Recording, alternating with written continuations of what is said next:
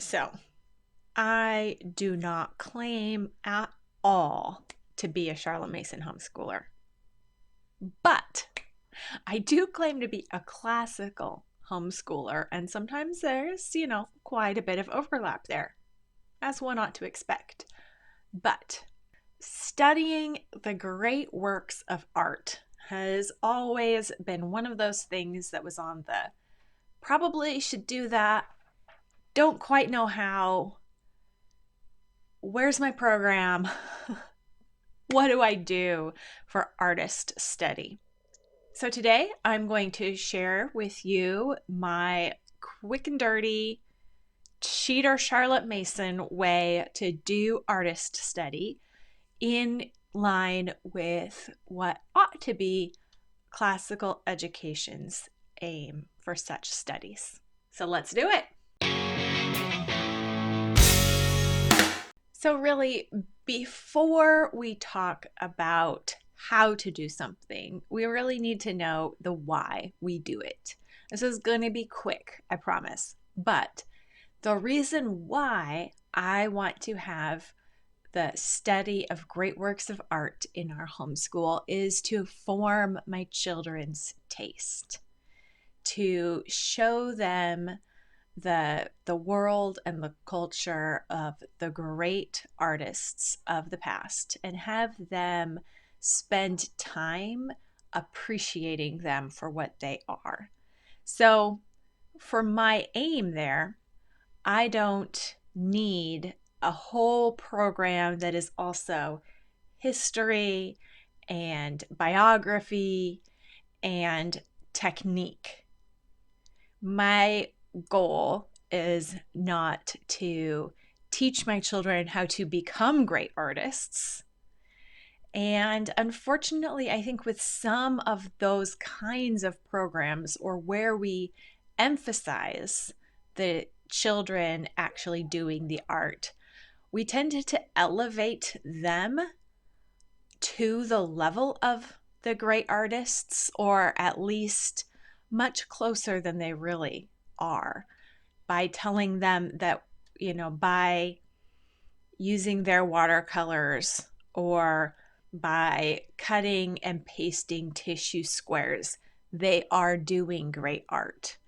And or that their first attempt at mimicking a style of another artist is being like the artist. There's a sense in which that is true, but if we flatter our children's skills and their art above their objective worth, especially in relation to the actual great works of art, we are inhibiting their ability to pay attention and appreciate the great artists. That's my opinion. I want them to not think about themselves and their opinions and their preferences and their skills while we're doing art. I want them to put themselves in the background and put the painting, which is like a text, in the foreground and give it their full interested attention. That's my goal. And so we're able to do our artist study and accomplish that goal in 20 minutes a week, about 10 minutes twice a week. That's as much as we do art, and it does accomplish these goals, and it has been one of the favorite things that my children and their friends that we meet up and do this with, it's one of their favorite parts of the school day. And so let me show you some of the things that we do. So we homeschool over the course of six-week terms. Only 5 of those terms have our twice a week mini co-op times that we call elementary lessons.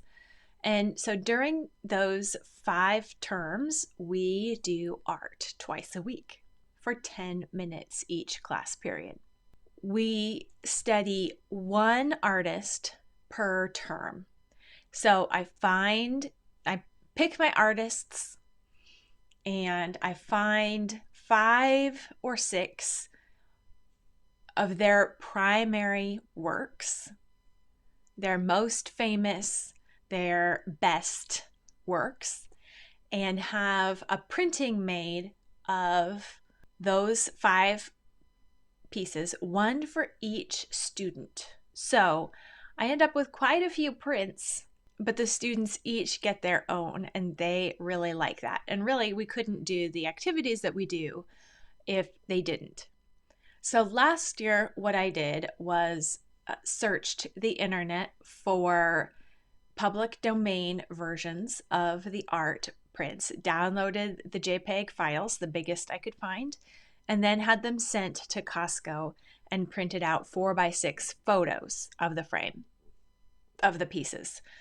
It was a pretty cheap option and a little bit time consuming, and the quality was not amazing, but it was still workable. This year, what I decided to do is to just go with the artists that Rebecca has at a humble place. She has packets for artist study, and you can even buy pre-printed art pieces and she will mail them to you. So that is what I picked this year. And we are starting off the current term, our current year, with Titian. This is one of Rebecca's free plans, and so I did have them printed myself. I just sent the PDFs of the prints to the FedEx store and had them printed on thicker paper in full color. And the quality was actually better than the photo prints at Costco of the JPEGs I had downloaded myself. So the PDFs really printed very nicely at just $1 a page, and every student has their own work. So then we do about 1 painting per week and 1 artist per term. Tuesdays, our first day of class, they will get the new print. I will pass them out across the table, and then I'll set a timer for 3 minutes. And during that 3 minutes, it is quiet looking time.